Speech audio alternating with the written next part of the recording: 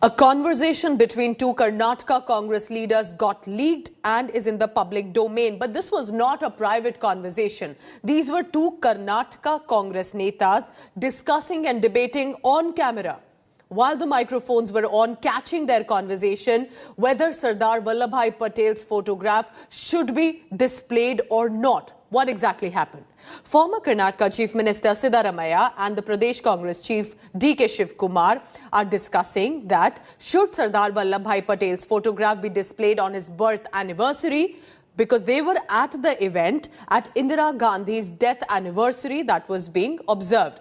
Siddaramaiah is heard referring to the Indira Gandhi photo in the background and asking Shivakumar why has the party not displayed Patel's photograph also. To which DK Shivakumar replies, saying the Congress does not usually display the photographs of Sardar Vallabhbhai Patel. It is not exactly a Congress culture, at least at this event. And Siddaramaiah is then heard adding that the Bharatiya Janata Party may take advantage if the Congress does not put Sardar Vallabhbhai Patel's photograph on display.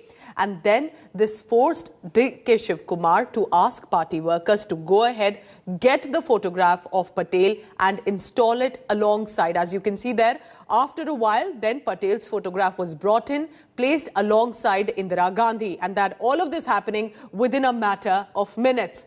Congress, however, has said that they did not forget Sardar Vallabhbhai Patel because they had a separate event planned for his birth anniversary.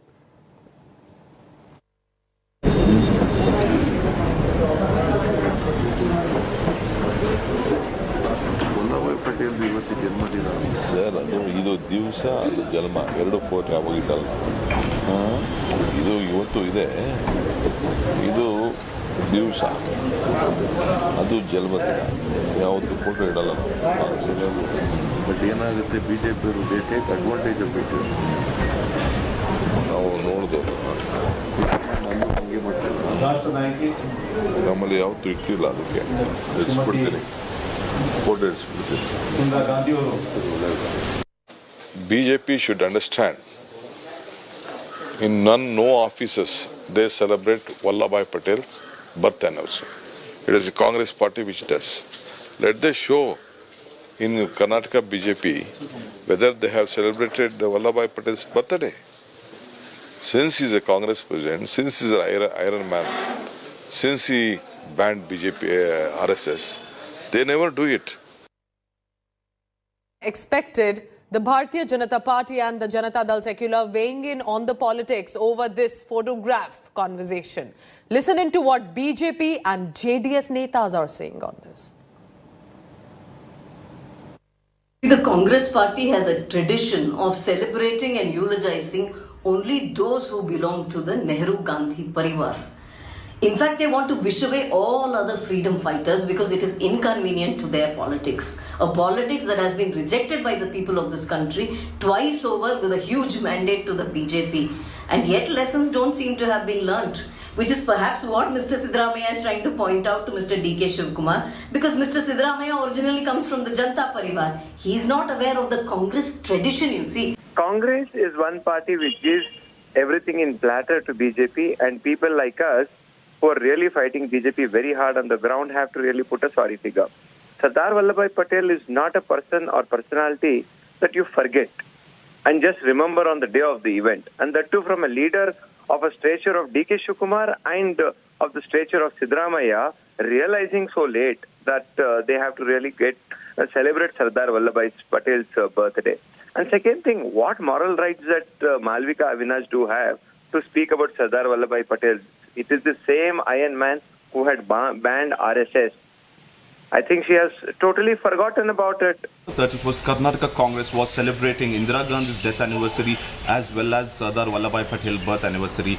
At that point of time in Karnataka Congress office, the event was happening. Siddaramaiah questions DK Shivakumar that why don't we have Patel's photo while the celebrations were happening. DK Shivakumar, President Karnataka Congress, immediately responds to Siddaramaiah and explains about how Congress was not used to keeping Patel's photo at that point of time, and explains difference between Divas, Sardar Patel Vallabhbhai Divas as well as his Janamdin. So there is no point of keeping the photo is what DK Shivakumar says, and Siddaramaiah immediately replies that BJP is in all likely will take advantage of this situation for not having Vallabhbhai Patel photo. And DK Shivakumar says, of course, we know what BJP is capable of. In a minute or so, DK Shivakumar orders his office bearers to install Vallabhbhai Patel photo in the Congress office during that day, just before the press conference was being addressed. And immediately the office bearers and the officials of the Karnataka Congress office puts up and install a Sardar Vallabhbhai Patel photo next to Indira Gandhi's photo.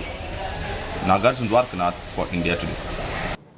Now, this is not the first time that the Congress party is caught in this audio leak scandal. Just last month, remember, a viral video clip that went viral again had two senior Congress leaders gossiping, bad-mouthing while the cameras are rolling, while the microphones are out, about the state party president DK Shivakumar. The two leaders are heard discussing how can Shivakumar be accepting bribes, allegedly making crores in collection, and even mocking the way he talks and perhaps referring that he could be drinking too much these days. This happened on 13th October.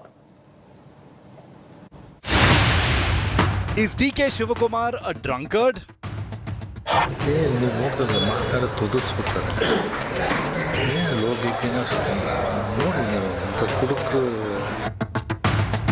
DK Shivakumar has increased bribes.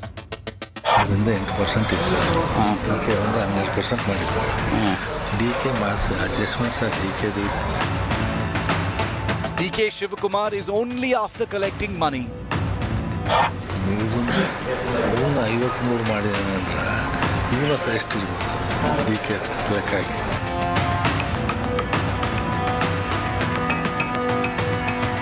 It doesn't get more embarrassing than this.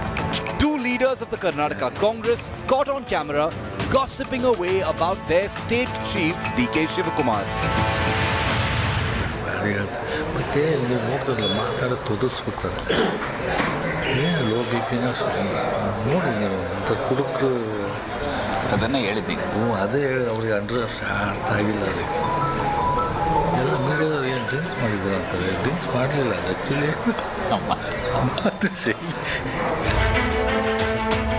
This is the media coordinator of the Karnataka Congress, Salim, and former Lok Sabha MP Ugrappa, busy ranting about Karnataka Congress chief DK Shivakumar. Mind you, these are no small fry. They are two top leaders of the state Congress going all out against DK Shivakumar, unaware that the microphones in front of them were switched on all along.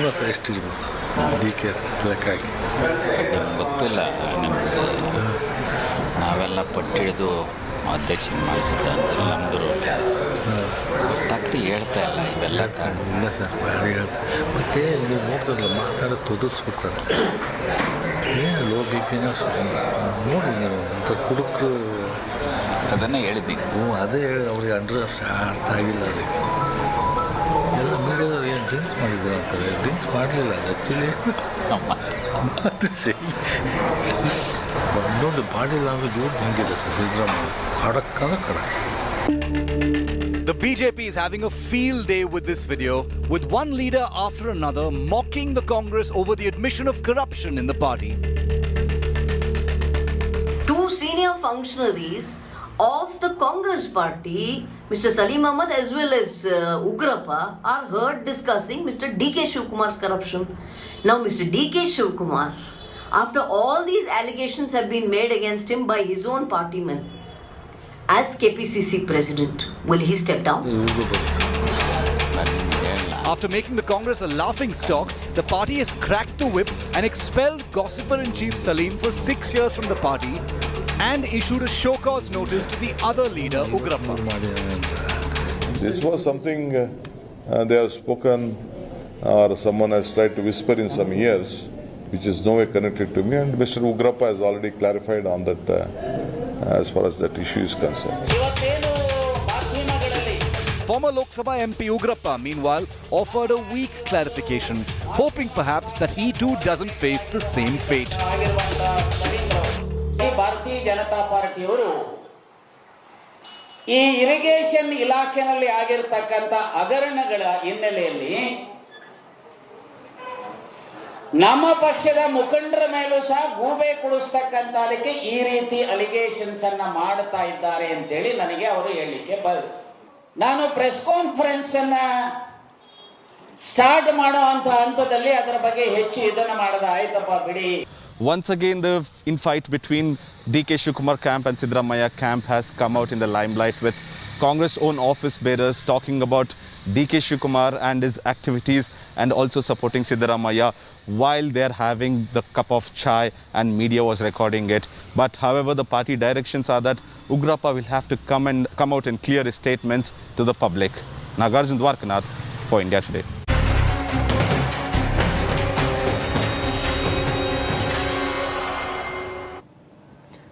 The government at the centre is proposing to ban all private cryptocurrencies, but with certain exceptions.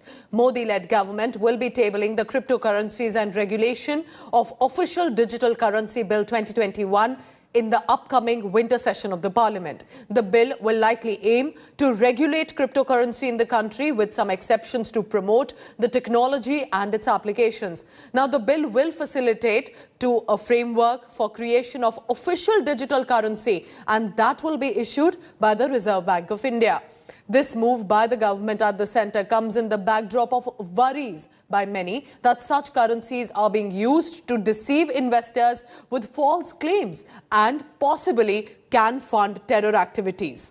Ahead of the sweeping curbs by the centre, Indian crypto exchanges witnessed a massive fall in the cryptocurrency's value. Your first take on the crypto regulation bill, which has come yesterday. So what is your take on this, and how different is it from the previous, proposal of the government, which had come? See, I think the most important thing is that this bill is not in the public domain. So there's no visibility into what exactly are the contents of the bill. We can only speculate. Now, the first part is a very straightforward and welcome thing, which is CBDC. As an industry also, we've been pushing for central bank digital currency to come in, because that will help expedite the Digital India initiative.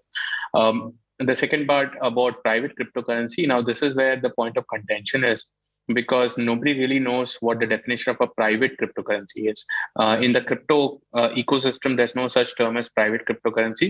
So we need to wait and watch. But I think the understanding, whatever we're getting, is that the biggest contention point is in the use of crypto as a payment mechanism, or trying to build an alternative currency.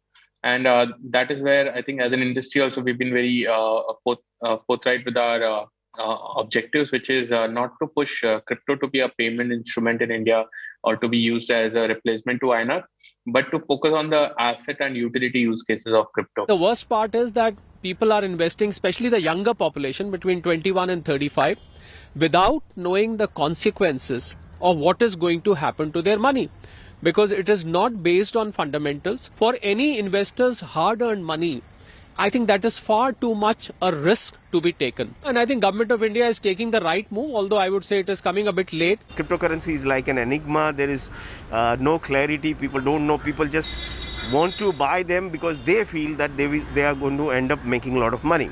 So yesterday when there was an announcement, which is a very welcome move by the government, that they are going to introduce a bill in the parliament in this winter session, so that there is a clarity on cryptocurrency, there is a regulator. So the industry which was not regulated previously now will be regulated, apparently it seems, and they will name which cryptocurrency an Indian can invest in.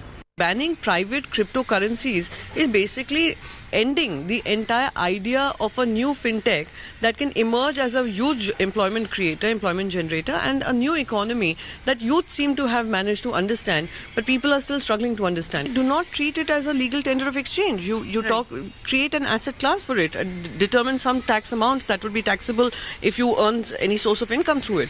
Third, I have been saying that any investor who's getting invested in it, knowledge to that investor. At the same time, their KYC documents should be in place so that there can be no misuse of those funds. Well, I was actually anticipating that we would see a more descriptive title for this particular session, where we will be able to decode some kind of information out of this before the actual bill gets tabled on the parliament. That has not happened. So we will have to wait and watch what exactly is coming up on the table. It is just immature right now to just try to decode whatever title of the agenda item is there. It is just like same as before. So it just has to be wait and watch. What has Prime Minister Narendra Modi said on the cryptocurrency and while this was addressing the Sydney dialogue? Listen in. Take cryptocurrency or Bitcoin, for example. It is important that all democratic nations work together on this and ensure it does not end up in wrong hands, which can spoil our youth. So this, remember, for now is the big discussion that is taking place. And our National Affairs editor, Rahul Srivastav, now joins us on the same. Rahul, cryptocurrency is still a developing discussion and issue among even Indians. So how is the government planning to regulate? Why is the fear? What is the fear of the government that they have decided to possibly bring in a regulation bill?